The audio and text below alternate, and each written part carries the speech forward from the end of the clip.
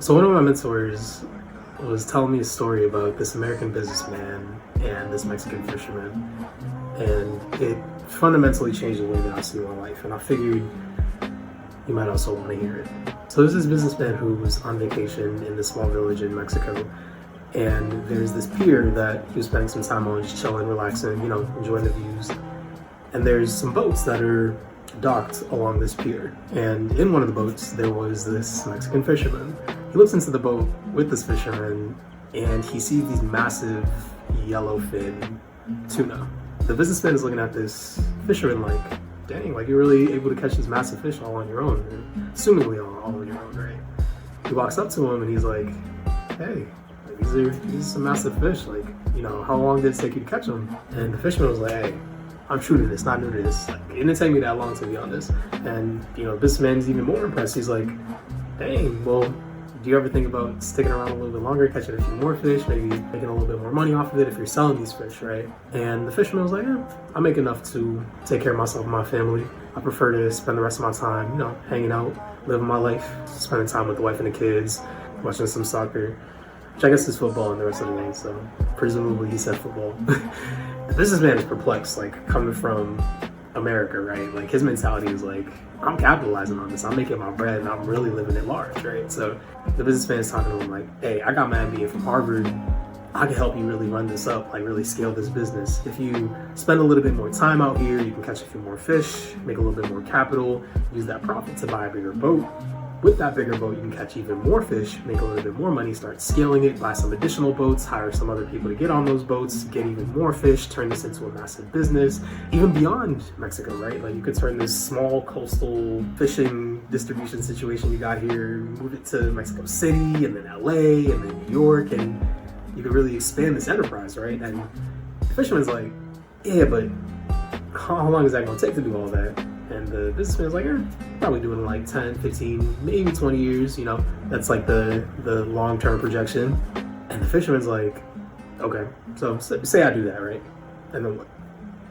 Well, the businessman was like, hey, this is the best part, right? Get this. After you do all that, you could announce your IPO, you could sell the stock in the company, and you become a millionaire. And the fisherman was like, okay, cool. And then what? The businessman says, well, after that, you got all your bread, you can retire. You could go back home to the crib, spend time with the wife and kids, watch some soccer or football with your homies, relax. And the fisherman was like, I don't know, I feel like I'm already doing that right now. What's your point? And I hit him. He's already doing that.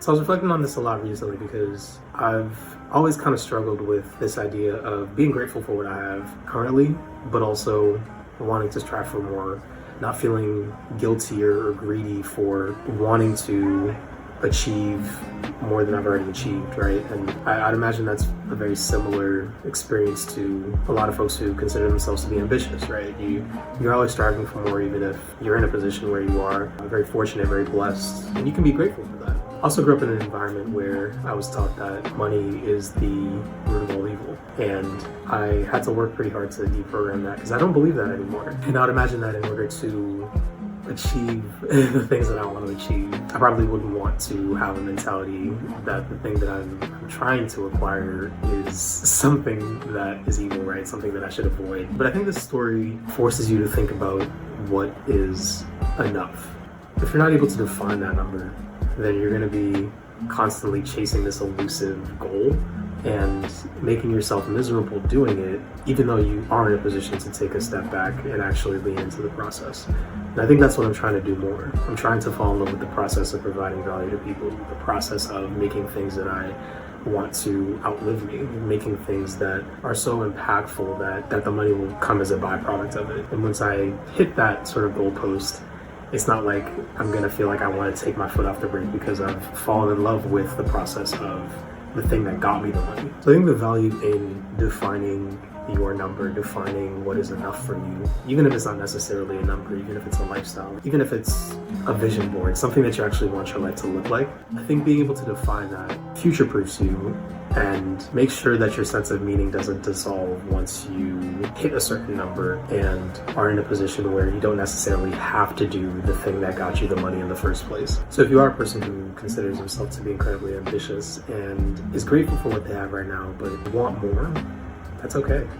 I don't think you should be villainized or demonized for that. But at the same time, you want to be able to lean into the things that are actually going to catch you to creating the life that you actually want, so that even when you do hit those goalposts, you fall in love with the process and you've taken a lot of pride in the person that you become to achieve those things. And those things don't just dissolve, and you don't want to take your foot off the gas with those things even once you've hit the goalposts. Just like the fisherman. And on the other side of it, there's a lot of things that you can do right now to emulate the life that you actually want. Those things that you're striving for, that you're kind of sequestering off into the future, you can do them now. They don't require money. They don't require you dedicating X amount of hours to perfecting a craft. It's literally just appreciating and being present with the people around you, the people that you care about, the things that you want to be able to dedicate more time to once you're able to buy that freedom, once you're able to buy that time with the money that you're making down the line. You can do that now.